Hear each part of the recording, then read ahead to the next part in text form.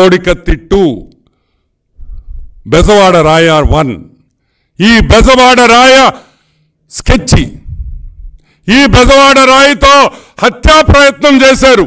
ఎవరు చేశారు? నేను చెప్పలా హత్యా ప్రయత్నం అని. సాక్షి పేపర్లో చూడండి ఆ హెడ్లైన్స్. హత్యా ప్రయత్నం సీఎం జగన్ మీద ఈ రాయితో హత్యా ప్రయత్నం, సీఎం జగన్ ని హత్యా ప్రయత్నం ఈ రాయితో, ఇటువంటి రాయితో.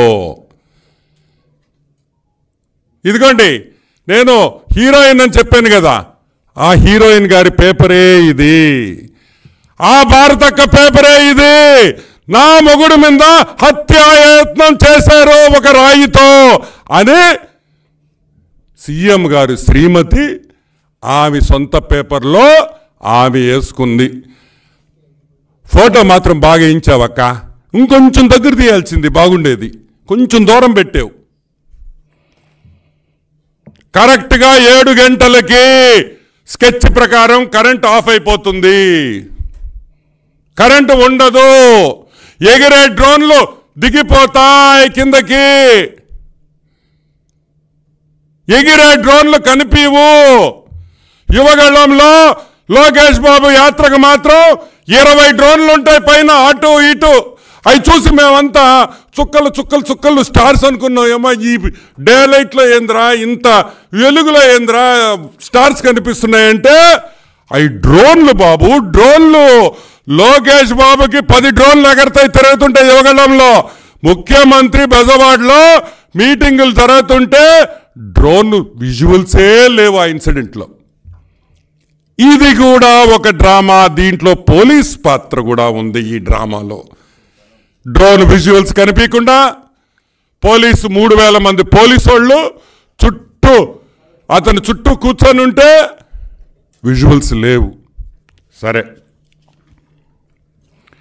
మేము ఎన్నోసార్లు చెప్పాం. ఏమని చెప్పాం?